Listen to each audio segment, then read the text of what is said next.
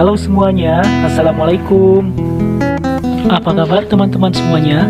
Semoga dalam keadaan sehat walafiat ya. Baik teman-teman, pada pertemuan kali ini kita akan membahas materi tentang otonomi daerah dalam konteks Negara Kesatuan Republik Indonesia. Sebelum ke materi pelajaran, kita lihat kompetensi dasarnya terlebih dahulu. Kompetensi dasar yang pertama yaitu merumuskan hubungan pemerintah pusat dan daerah menurut Undang-Undang Dasar Negara Republik Indonesia tahun 1945. Yang kedua, merancang dan melakukan penelitian sederhana tentang hubungan pemerintah pusat dan pemerintah daerah setempat menurut Undang-Undang Dasar Negara Republik Indonesia tahun 1945. Ada 4 tujuan pembelajaran yang akan kita capai pada pertemuan ini. Yang pertama, menjelaskan makna otonomi daerah dalam konteks NKRI dengan percaya diri dan komunikatif. Yang kedua, menjelaskan dasar hukum pelaksanaan otonomi daerah di Indonesia dengan cermat. Yang ketiga, menganalisis faktor pendorong dan tujuan pelaksanaan otonomi daerah di Indonesia dengan tepat dan teliti. Dan yang keempat, mengkritisi permasalahan dalam pelaksanaan otonomi daerah di Indonesia dengan kreatif, kritis, dan demokratis. Baik, untuk memberikan stimulus dan motivasi pada pembelajaran kita kali ini, mari kita saksikan tayangan video berikut. Desentralisasi dan otonomi daerah adalah amanat konstitusi yang tertuang dalam Undang-Undang Dasar 1945. Desentralisasi dan otonomi daerah juga merupakan konsensus seluruh komponen bangsa yang memiliki cita-cita luhur, yaitu menciptakan masyarakat Indonesia yang lebih demokratis, adil, dan sejahtera. Kebijakan desentralisasi dan otonomi daerah dirancang untuk mempercepat pembangunan di daerah secara efektif dan efisien, dengan cara memberdayakan potensi setiap daerah.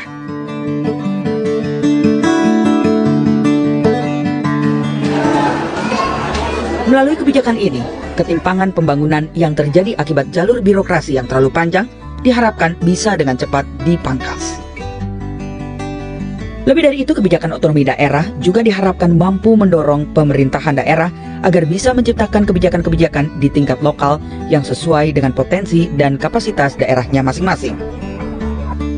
Ujungnya, upaya meningkatkan kesejahteraan masyarakat dan layanan publik pun bisa lebih cepat tercapai.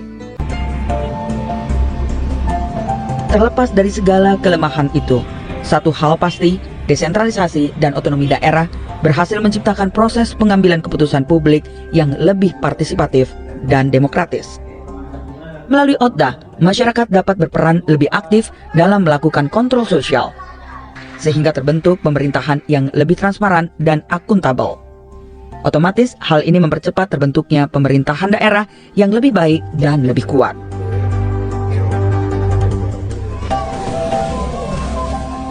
Fakta di lapangan menunjukkan kebijakan desentralisasi dan otonomi daerah telah meningkatkan kualitas layanan publik di tingkat pemerintah lokal.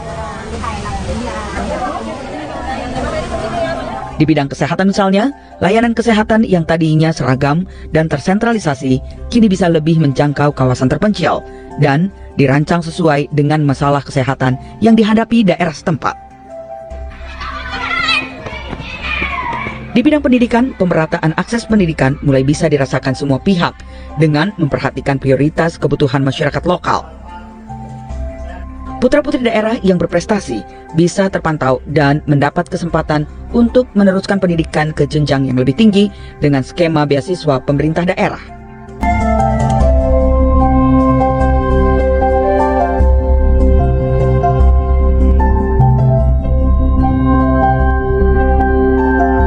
Baik, kita sudah menyaksikan tayangan video tentang implementasi otonomi daerah di Indonesia. Nah, jadi teman-teman, apa sih yang dimaksud dengan otonomi daerah? Faktor apa saja yang mendorong pelaksanaan otonomi daerah di Indonesia? Kemudian, apa saja sih tujuannya serta permasalahan apa saja yang ditemui dalam pelaksanaan otonomi daerah di Indonesia? Nah, semuanya akan kita bahas pada pertemuan kali ini. Tetap semangat ya! Otonomi daerah merupakan pelimpahan kewenangan, hak, dan kewajiban dari pemerintah pusat kepada pemerintah daerah untuk mengatur dan mengurus daerahnya masing-masing. Nah, mengapa harus ada pelimpahan dari pemerintah pusat kepada pemerintah daerah? Hal ini tentunya dipengaruhi oleh berbagai hal, seperti seperti kebutuhan daerah, kepentingan daerah, tantangan daerah, potensi daerah, serta budaya atau kearifan lokal yang ada di setiap daerah yang berbeda-beda. Adapun dasar hukum pelaksanaan otonomi daerah di Indonesia antara lain yang pertama, Undang-Undang Dasar Negara Republik Indonesia tahun 1945 pasal 18. Yang kedua, Ketetapan MPR RI nomor 15/MPR/1998 tentang penyelenggaraan otonomi daerah. Kemudian yang ketiga, Undang-Undang nomor 23 tahun 2014 tentang pemerintahan daerah. Dan dasar hukum yang terakhir adalah Peraturan Pemerintah Nomor 45 Tahun 2017 tentang partisipasi masyarakat dalam penyelenggaraan pemerintahan daerah. Baik teman-teman, sekarang kita masuk ke faktor pendorong pelaksanaan otonomi daerah di Indonesia. Faktor pendorong yang pertama yaitu luasnya wilayah Indonesia dan berbentuk kepulauan. Sebagaimana kita ketahui, Indonesia merupakan salah satu dari beberapa negara di dunia yang memiliki wilayah yang luas, di mana total luas negara Indonesia mencapai 5.193.250 km yang terdiri dari daratan dan lautan. Luas lautan Indonesia sekitar 3.273.810 km dan luas daratan mencapai 1.919.440 km yang terdiri dari 17.508 buah pulau. Faktor kedua yaitu jumlah penduduk Indonesia yang banyak. Kita ketahui Indonesia merupakan salah satu negara di dunia dengan jumlah penduduk terbanyak, di mana mencapai 275 juta jiwa. Selain itu, kondisi masyarakat Indonesia yang multikultural atau beraneka ragam, dari mulai keanekaragaman bahasa, suku, budaya, ras, serta perbedaan lainnya. Faktor berikutnya yaitu potensi alam di setiap daerah yang berbeda-beda. Kita ketahui, negara Indonesia sangat kaya dengan sumber daya alam, dan potensi alam yang ada di setiap daerah pasti berbeda-beda. Ada yang berpotensi dalam bidang perkebunan, pertanian, ada juga daerah yang potensinya dalam bidang kelautan atau perikanan, atau ada suatu daerah yang potensinya dalam bidang pariwisata, pertambangan, dan lain-lain.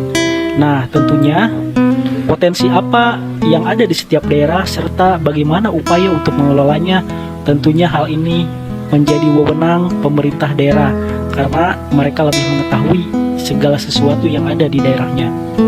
Faktor berikutnya, adanya kesenjangan pelayanan dan ketidakmerataan hasil pembangunan. Kita ketahui bahwa memperoleh pelayanan dari negara dan menikmati hasil pembangunan adalah hak setiap warga negara tanpa melihat faktor atau latar belakang apapun. Tetapi kita lihat dalam kenyataannya, pemerataan pembangunan terutama untuk daerah-daerah di perbatasan itu sama sekali belum maksimal. Selain itu, pelayanan yang mereka peroleh juga sangat minimal sekali, baik dari pelayanan kesehatan, pendidikan, ekonomi, maupun pelayanan-pelayanan yang lainnya. Baik teman-teman, sekarang kita masuk ke tujuan pelaksanaan otonomi daerah. Nah, tentunya setiap program yang dilaksanakan oleh negara ini tentunya memiliki tujuan dan harapan serta target yang akan dicapai. Nah, termasuk implementasi program otonomi daerah itu sendiri. Nah, tujuan pelaksanaan otonomi daerah antara lain yang pertama, meningkatkan pelayanan terhadap masyarakat dalam berbagai bidang. Nah, baik itu dalam bidang pendidikan, kesehatan, infrastruktur, ekonomi, hukum dan keamanan, serta bidang-bidang yang lainnya.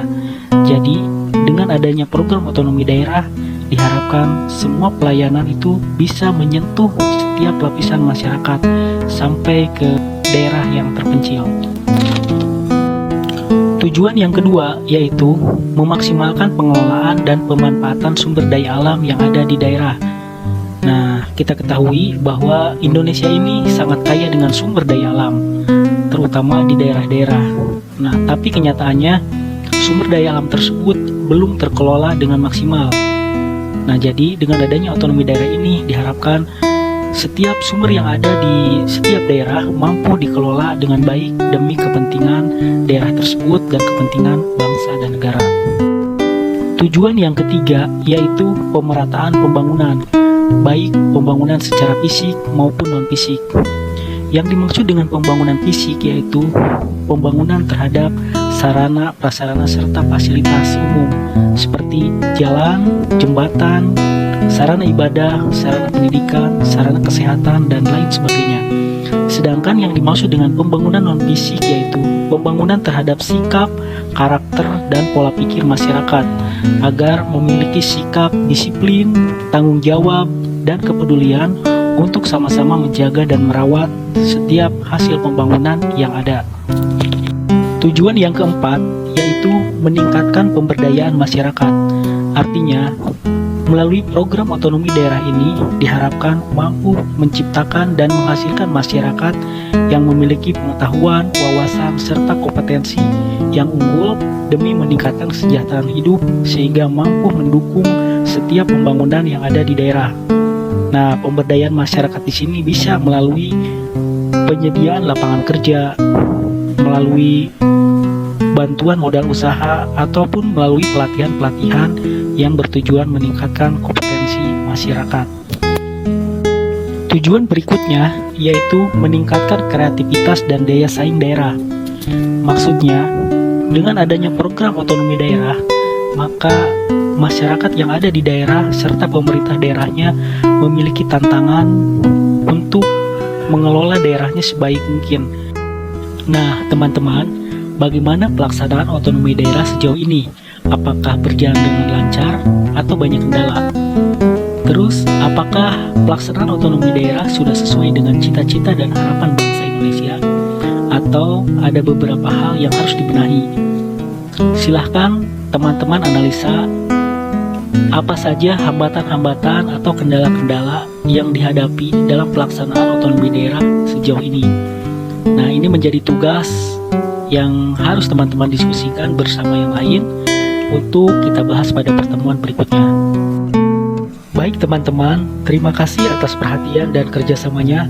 Mudah-mudahan pembelajaran kita kali ini memberikan manfaat dan keberkahan bagi kita semua. Sampai bertemu lagi pada pembelajaran berikutnya. Wassalamualaikum warahmatullahi wabarakatuh.